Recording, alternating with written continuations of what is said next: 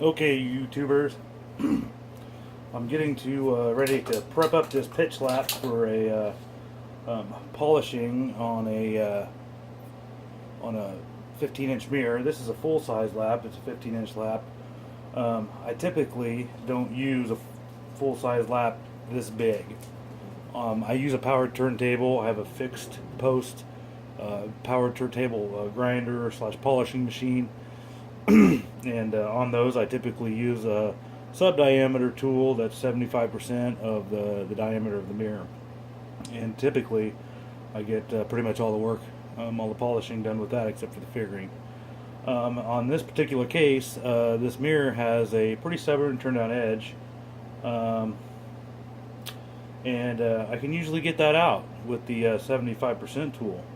But it was being really stubborn. I'm guessing I might have put that in there during fine grinding for whatever reason. But it was being really stubborn and wasn't wanting to come out. So I'm making this full-size tool, and I'll use a little technique with the full-size tool on the powered turntable and use the tool by hand to get that out of there, and it'll get it out. But I usually don't use a full-size tool this big until it's like a last resort. But it'll work. So it's on a dental plaster base. It's about an inch thick, inch and a quarter. There's a good half inch, 3/8 or half an inch of pitch on there, which is quite a bit of pitch. And I poured this a few days ago, and you'll notice that the surface of this is really wrinkly. That's because it was sitting on the mirror since I poured it, and I had a little plastic Walmart bag or whatever in between it so it wouldn't stick to the mirror. So all those little divots and stuff or wrinkles or whatever are from the back, and that's okay. That doesn't matter. Typically, for my method of prepping a lap, you're going to need a few things. You're going to need some gloves, and I keep a large amount of them because that pitch will stick to you, and everything it touches hard to get off, only with solvents. You're going to need some single-edged razor blades, unused. They just come with this little paper wrap on them, and I buy these at Harbor Freight. I think I paid $2 for 100 of them, so they're really cheap. You're going to need a saw. Now this was just a back saw for a miter saw, and what I did is I straightened out the edge and I put my own kind of teeth in there. These teeth are really similar to a Ryoba saw, a Chinese Ryoba saw, and you can look that up, but those teeth are kind of similar. They're imperfect, which is okay, but this little saw will really lay a channel in a lap, and it works out really well. It's ugly, but it does a great job. Also, a steel or brass wire brush, and most importantly, an ice cold beer. So to get started, on a lot of these laps, a lot of people that make laps, this will be sticking out over the edge. The pitch will be sticking out over the edge. You would trim that off with a razor blade. The mold that I use to make these laps, I get away from that. I really don't have to do that. So I'm just going to start by laying the channels in. Typically, you'll make these channels, these square facets, in a couple different directions, and I'm going to do that. Only I'm not going to make them square. There's not going to be anything, 2x2 or 1x1. They're going to be pretty random, and I'm just going to start laying them in there.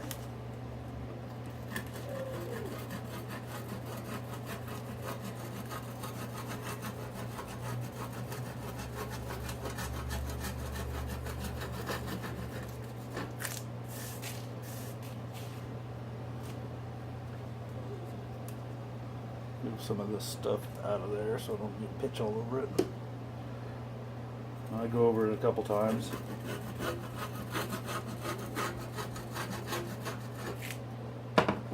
And it lays a nice little groove in there.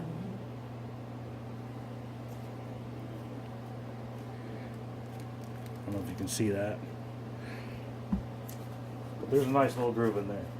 Now, I'll start fairly narrow up here, and I'll end up wider down at the bottom.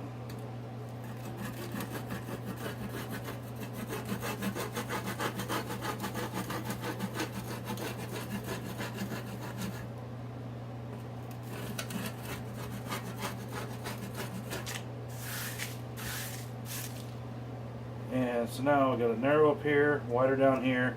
I'm just going to kind of fan the rest of them out this way. And I'll do that right quick.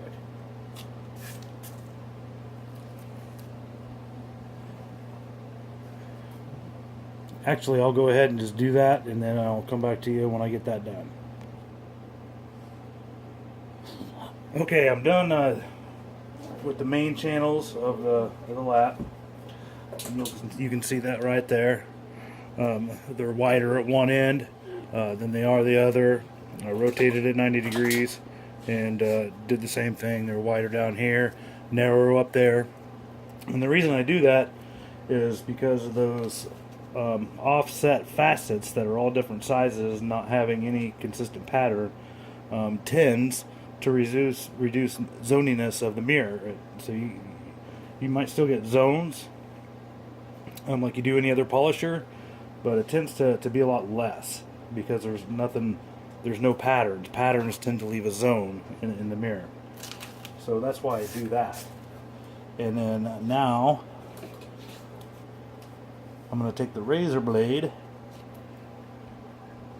and I'm going to go across each one of those channels, and I'm just going to make more facets on those. I might just do 1, 2, 3, 4. I'm just going to put some light scratches down each one. 1, 2, 3.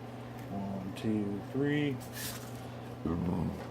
And I'll do that with each facet. I'll put 2, 3, or 4 scratches one direction with the razor blade, and then I'll turn the lap the other way and do it again. So I'll have some micro facets on each of those. So I'm going to go ahead and do that, and then I'll be back. Alright, now I'm done micro faceting. See if you can see that. You can see all those places where I scratch across each of the facets. Okay.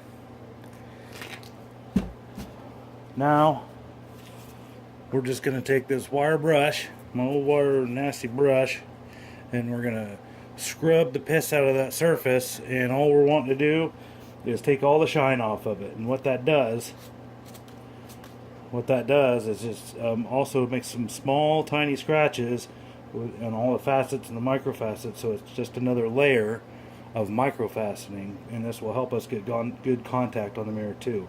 So we want to scrub it up until we take all the shininess off the lap.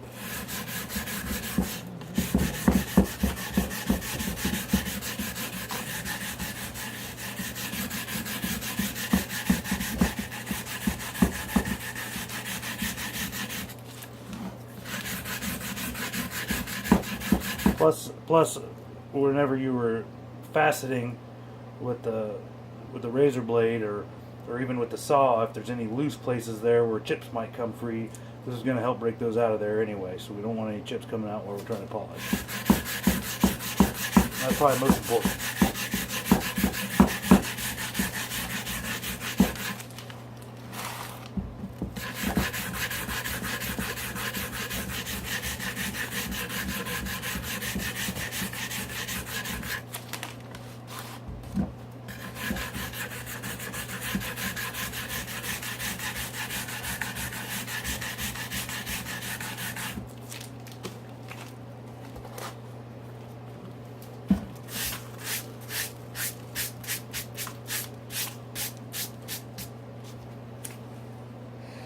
Alright, now we got it all brushed off.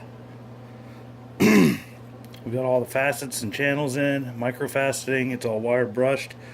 I'm just the only thing I'll have to do now is I'll rinse it under some water, get it cleaned up real good, and then it's ready to cold press on the mirror.